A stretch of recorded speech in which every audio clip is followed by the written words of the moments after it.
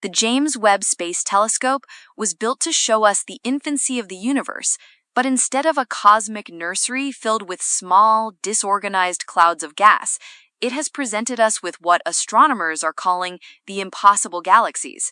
These are massive, mature, and chemically complex structures appearing just a few 100 million years after the Big Bang, a timeline that simply does not fit the standard cosmological model.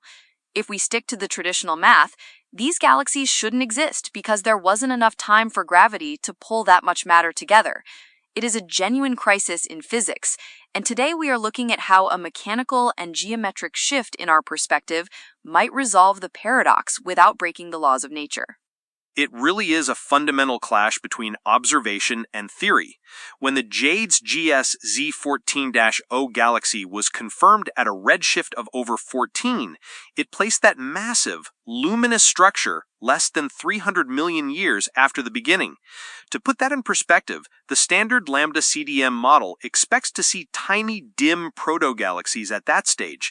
Instead, we see something 1,600 light-years across, glowing with the light of hundreds of millions of suns.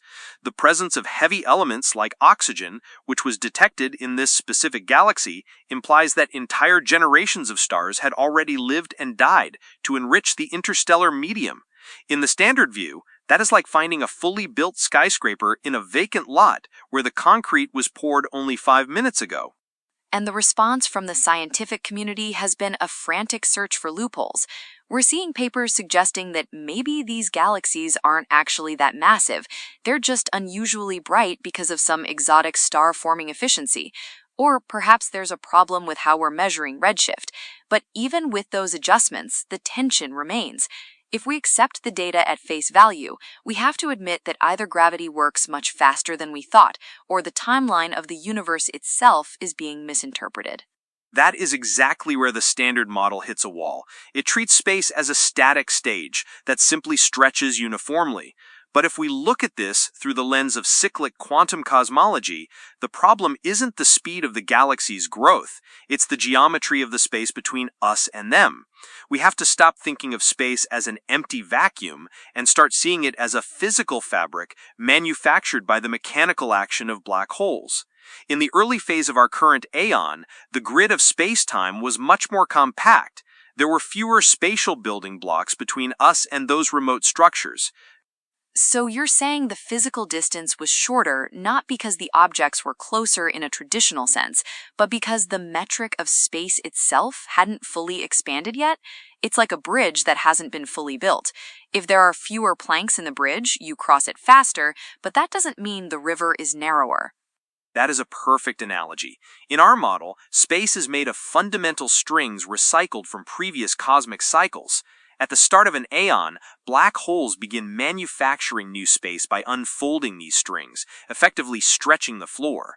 When James Webb looks at a galaxy 300 million years after the Big Bang, it's seeing light that traveled across a much denser, more compressed geometric grid. There was less intermediate space to traverse. Over the next 13 billion years, black holes continued to inject new spatial blocks into the grid, pushing those galaxies further away and stretching the light into the infrared spectrum we see today. This redefines what we mean by relativity. It's not just that time is relative to speed, but that the measurement of distance is relative to the density of the spatial grid. If the highway of space was shorter back then, the light reached us sooner than our current models predict, leading us to think the galaxy formed in an impossibly short window. In reality, the galaxy had plenty of time because it might even be a carryover or a very early structure that we're misdating because we assume space has always been this stretched out. Precisely. Standard cosmology calculates the age of the universe based on a constant rate of expansion and a uniform geometric background. They see a high redshift and think, that light has been traveling for 13 billion years, so it must have started when the universe was tiny. But if the grid of space itself was physically shorter at the start, meaning it had fewer quantum units of distance, the light didn't have to outrun nearly as much expansion.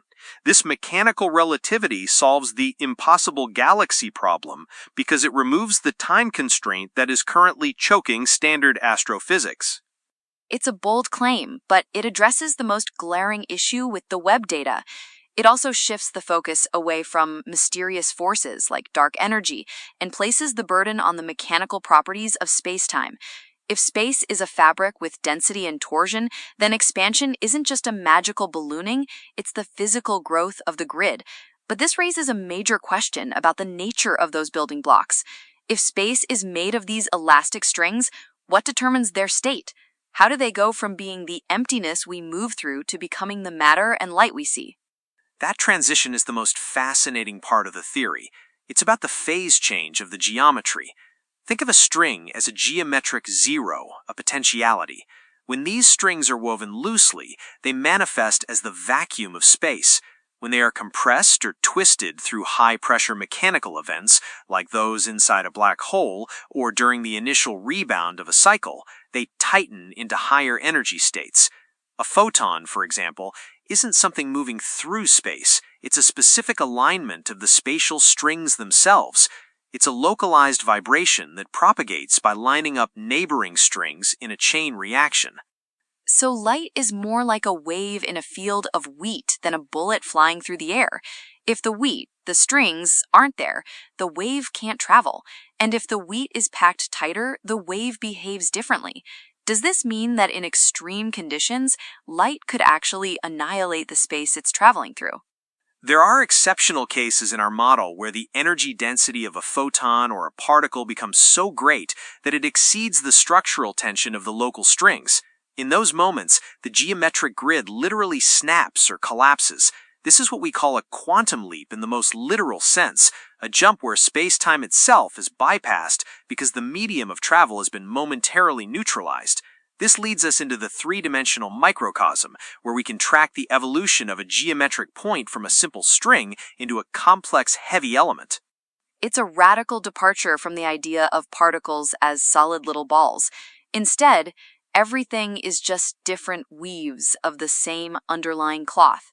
It's the ultimate unification because it removes the distinction between the container, space, and the content, matter. They are both made of the same geometric building blocks, just at different densities and pressures. This would explain why gravity affects light. Gravity isn't a force pulling on the light, it's the warping of the medium the light is made of. Exactly, and this is why the Webb telescope is such a gift to this theory. By showing us things that cannot be under the old rules, it's forcing us to look at the rules themselves. The standard model is like a map that worked perfectly for the local neighborhood, but fails when you try to use it for a different continent. We don't need to invent new exotic forms of matter to explain the red monsters or the bright dots Webb is finding. We just need to understand that the map, the geometry of space, has evolved mechanically over time. It almost makes you wonder what else we've miscalculated by assuming a static metric. If the very meter stick of the universe has been changing, then our estimates for the Hubble constant, the rate of expansion, and even the total mass of the universe are all subject to revision. We're essentially recalibrating our eyes to see the universe as a dynamic, living machine rather than a dying ember from a single explosion. That recalibration is what the next phase of our journey is about. We've seen how this works on the largest scales, the galaxies and the birth of aeons.